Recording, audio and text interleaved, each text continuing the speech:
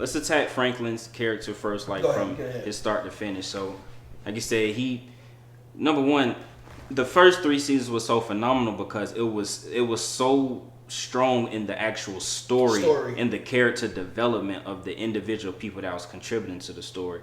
It wasn't these ancillary, arbitrary characters that they're just throwing in for dramatic effect. It was how Franklin went from the smallest, no-name kid in the neighborhood, just a smart, good dude who just chose not to go to college because it didn't work out for him, and came back and, like you said, saw something bigger than himself because he came from a background of my dad's a Black Panther, and his mindset was, damn, America's not fit for it to be fair for us either. Yep. So I'm going out for freedom, and it's the only way I see fit type shit.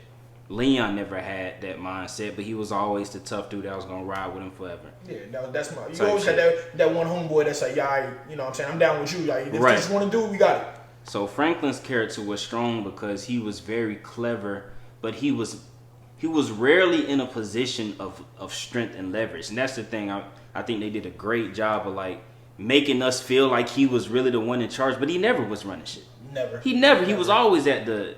But everybody was. There was so many times that Franklin's got punked out. Franklin's got bitched out, just kind of like, and you saw he had to have somebody else and kind of like bring somebody else into the shit, right? To like really show like some type of power. That's why I disagree when you said like he's just out of ideas, because it was never an ideal thing. He just knew how to leverage people. He knew how to use people in a great way. Right. The first season, from that point, he depended on Louis to do anything. He depended on Louis to not lose his fucking life. Mm-hmm. Easily. Javi was running that shit. That was his first plug. He needed him to do anything. He felt like the big man in his neighborhood. Mm-hmm. But when he went over there with them boys, the nicest fucking Desert Eagles you ever seen, it was a whole different. It was a whole different attitude. Not even that. Let's even go a step further. The white boy is the one he needed to even get in that position. His friend, he ended up whose house he was at with the porn dad. Exactly.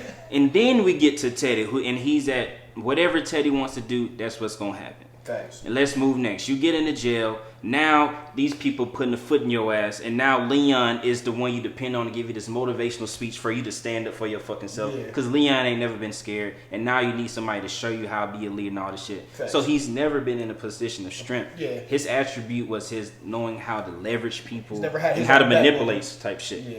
I agree. Okay, from that point, I understand that. I was looking for real like minute point of like, all right, you saw like he was trying to change things like for himself. Yeah. Always it was more like, hey, I know I can do this. Yeah. I know what I can do that they can't. Yeah. And that was just more of a mind thing where he was, to me, like you said, he knew how to leverage people. It was a mind game. He knew how to manipulate to a point and speak his way out of certain things where he can build from there. Exactly. Yeah. But that's the only thing where I say, I'm like, damn, you couldn't say nothing. You couldn't do nothing about it. That's what that whole season was about. Him asking for favors from people, and he just ran out of favors. Yeah, I agree. You know what I'm saying? So that's one thing I didn't like, because they made it too blatant, and like they exhausted it. Like everything was, I need you to do this for me. Hey, can you do this for me? Every fucking 5 minutes in the show, it was crazy. I'm like, bro. How do you feel about